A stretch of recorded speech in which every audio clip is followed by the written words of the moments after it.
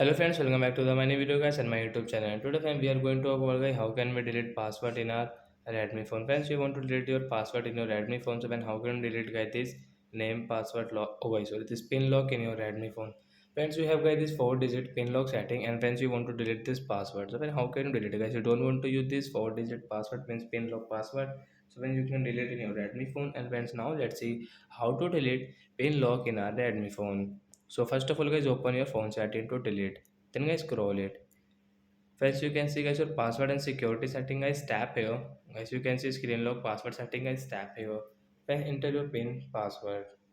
Then guys you can see this turn off screen lock, guys tap here to off it. So guys your screen lock password will delete means your pin lock will delete in your Redmi phone. Guys you can see that there is no any pin lock password in our Redmi phone. So like that guys, if you want to delete, you can delete your pin lock. So that's it guys, thanks for watching the video guys, we will meet on next video. Bye friends.